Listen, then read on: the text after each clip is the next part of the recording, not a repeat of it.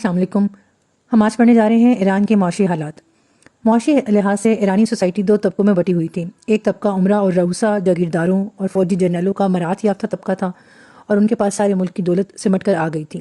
دوسرا طبقہ ایران کے عوام کا تھا، جن میں کاشتکار، مزدور، دستکار اور دوسرے لوگ تھے۔ ان کے مقدر میں مفلسی اور محرومی لکھ دی گئی تھی۔ وہ صدیوں سے اس چکی میں پس رہے تھے۔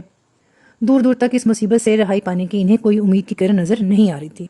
اگرچہ ایران کا سرکاری مذہب زرتشتی تھا اور اس کی شریعت میں زراعت کو بڑی اہمیت حاصل تھی، ان کی مذہبی کتابوں میں اس پیشے کو عظیم اور مقدس پیشہ کہا گیا تھا، اس کے باوجود کسانوں کی حالت قابل رحم تھی، اور جب فوج کسی میدان جنگ کی طرف کوچ کرتی تھی تو بیچارے کسانوں کے بڑے بڑے گروہ ان کے پیچھے جاتے تھے تاکہ فوجیوں کی خدمت بچا لائیں۔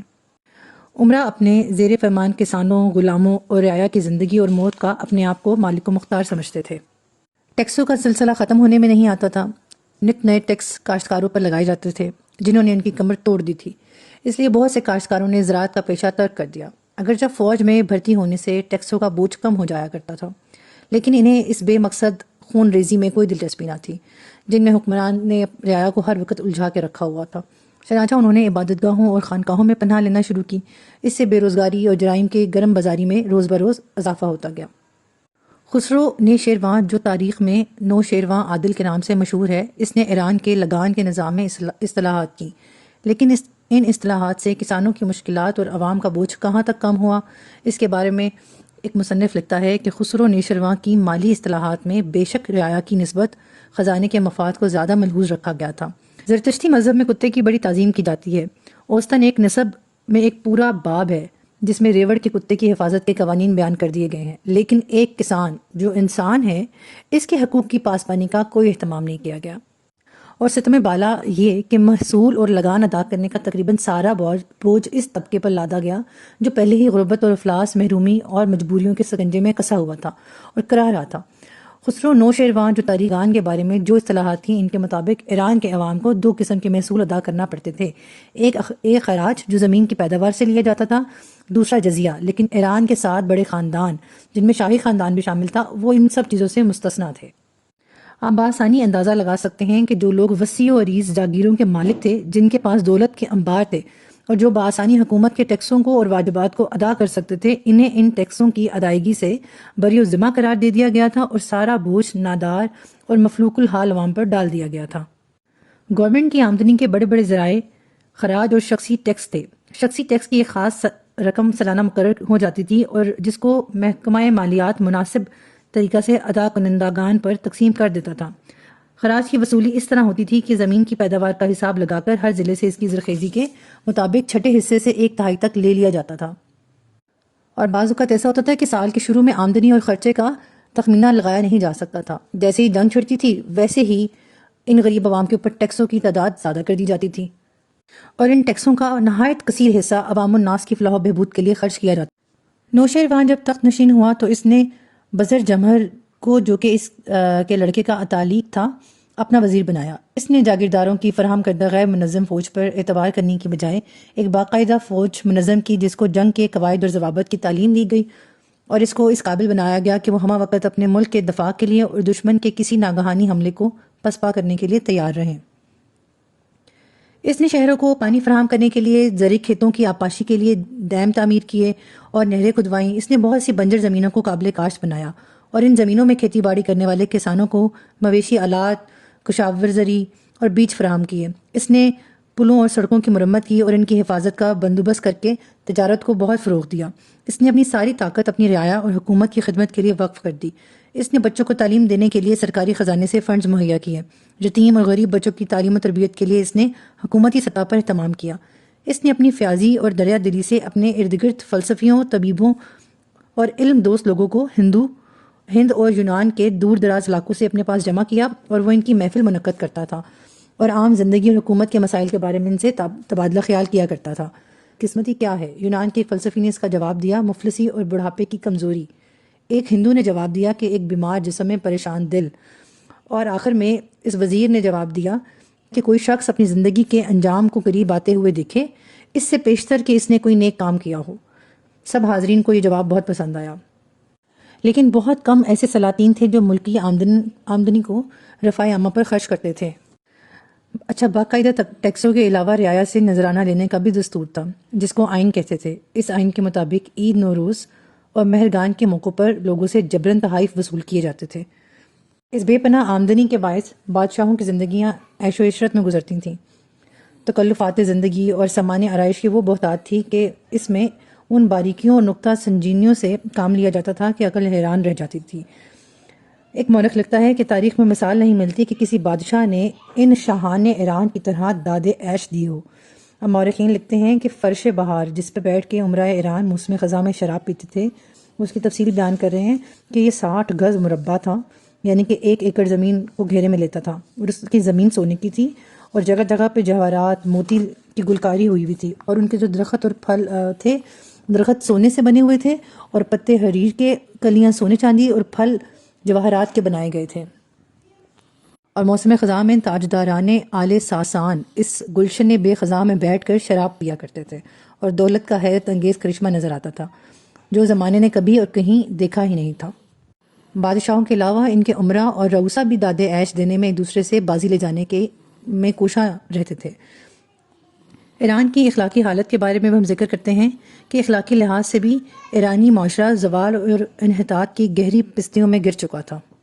جس معاشرے میں بیٹی اور بہن کو اپنی منقوہہ بنانا گوارا کر لیا جاتا ہو، بلکہ اسے باعث رحمت آسمانی خیال کیا جاتا ہو، اور جس معاشرے میں اپنی بیوی کو رعایتاً اپنے کسی دوست کے حوالے کر دینا ایک پسندیدہ اور قابل تعریف فعل ہو، وہاں ضبط نفس کے بارے میں سوچنا اور جنسی بے راہ روی پر کوئی قدغن لگانا کیوں کر ممکن ہو سکتا تھا۔ اس لیے زنا، بدکاری کا عام رواج تھا، شراب کھلے عام پی جاتی تھی، بلکہ مذہبی تقریبات میں اس کو بہت اہتمام سے پیش کیا جاتا تھا۔ اسی معاشی ناہمواریوں اور معاشرتی بے راہ رویوں کے باعث مصدق کو اپنا فلسفہ پیش کرنے کی بھی جسارت ہوئی۔ مصدق نے جو فلسفہ دیا، اس نے کہا کہ میں جو ہوں نا پرانے ایرانی مذہب کا نمائندہ ہوں، اور میں بھی اللہ کی طرف سے بھیجا گیا ہوں، اور اس نے کہا جی تمام انسان مساوی ہیں، کسی کو کسی پر کوئی فوقیت اور امتیاز حاصل نہیں ہے۔ ہر وہ چیز جو ایک انسان کو دوسرے انسان سے بالاتر کرتی ہے، اسے مٹا کر رکھ دینا چاہیے۔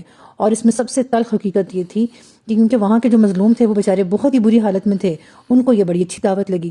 اس نے کہا کہ 2 چیزیں ایسی ہیں جو انسان کو مختلف طبقات میں تقسیم کرتی ہیں، ایک ہے جائیداد اور دوسری ہے عورت۔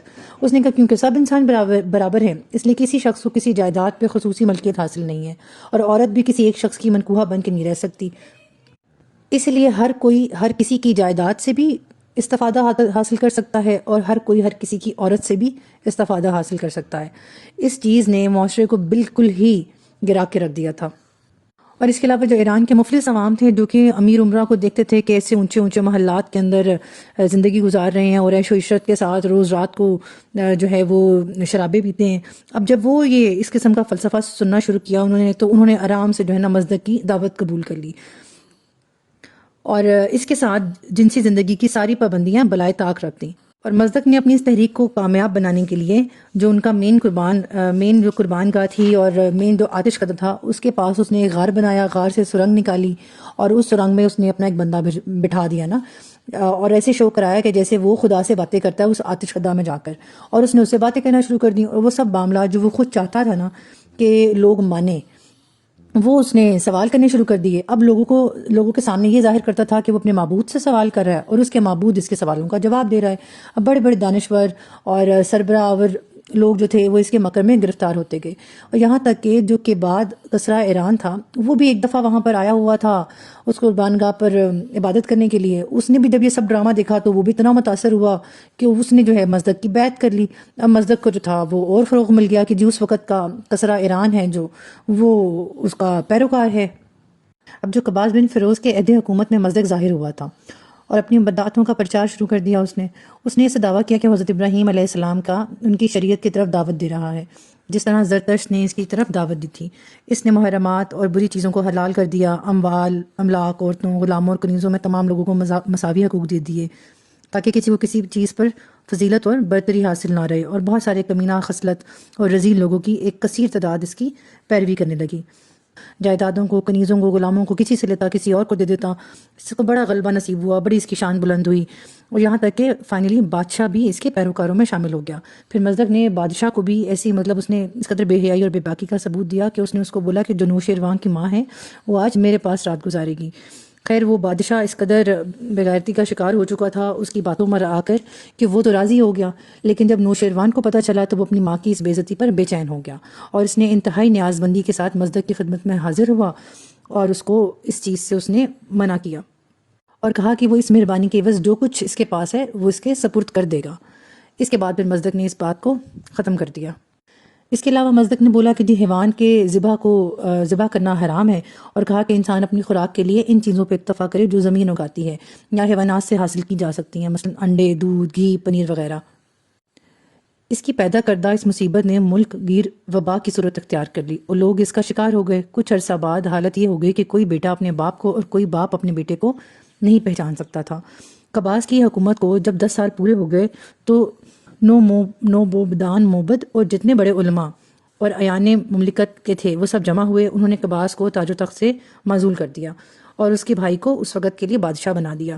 انہوں نے قباس کو بولا کہ تم نے کیونکہ مصدق کی پیروی اختیار کی ہے اور مصدق اور اس کے حواریوں نے جو لوگوں پر ظلم و ستم توڑے ہیں، تم بھی ان کے معاون ثابت ہوئے۔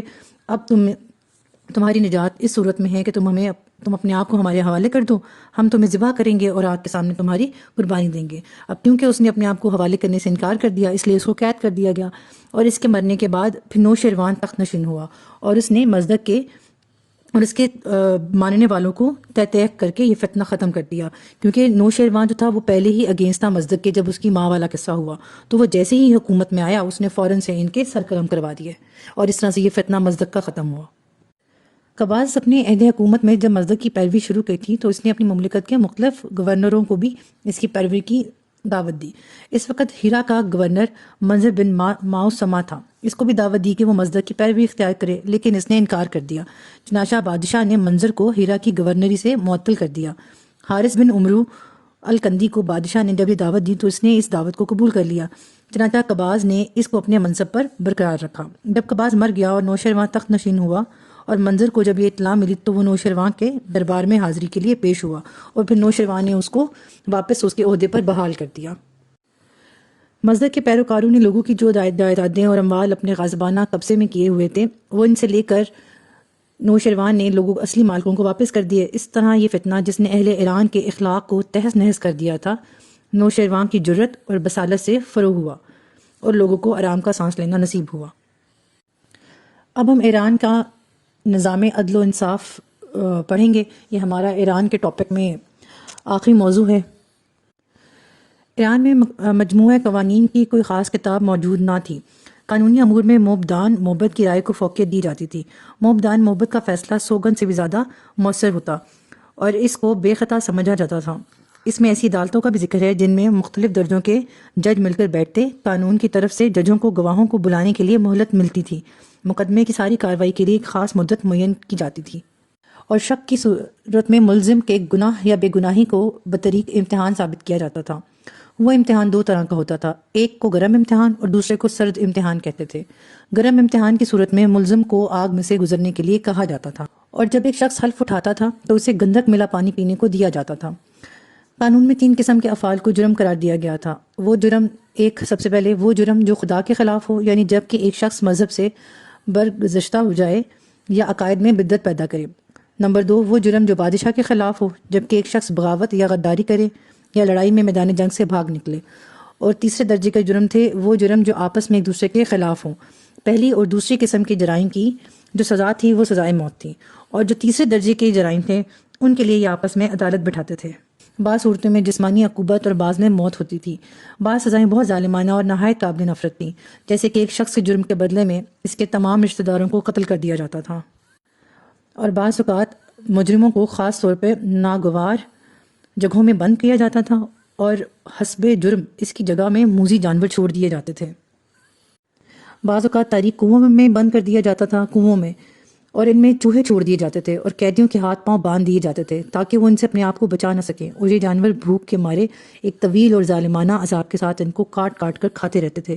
اس کے علاوہ جیل کو بطور ایسی جگہ کے لیے بھی استعمال کیا جاتا تھا جہاں ذی رتبہ اشخاص کو جن کا وجود سلطنت اور بادشاہ کے لیے خطرہ کا باعث ہوتا تھا چپکے ٹپکے غائب کر کے وہاں بند کر دیا جاتا تھا۔ ایک نہایت عام سزا جو خصوصاً باغی شہزادوں کو دی جاتی تھی وہ یہ تھی کہ ان کی آنکھوں میں گرم سلائی پھروا کر یا کھولتا ہوا تیل ڈلوا کر اندھا کر دیتے تھے، اور زندہ آدمیوں کی ساری یا آدھی کھال کھچوا دینے کا بھی دستور تھا۔ جو لوگ عیسائی مذہب قبول کرتے ان پر ظلم و ستم کی انتہا کر دی جاتی تھی. انہیں ایسی سنگین نوعیت کی سزائیں دی جاتی تھیں جن کے ذکر سے رونگٹے کھڑے ہو جاتے ہیں. کبھی کانوں میں، کبھی آنکھوں میں پگھلا ہوا سیسا ڈال دیا جاتا تھا، کبھی زبان کھینچ کر نکال لی جاتی تھی، اور خاص طور پہ یہ لوگ زخموں پر لیموں اور سرکہ چھڑکتے تھے، نمک چھڑکتے تھے، اور لوہے کی کنگھی تھی جس سے کھال اتارتے تھے.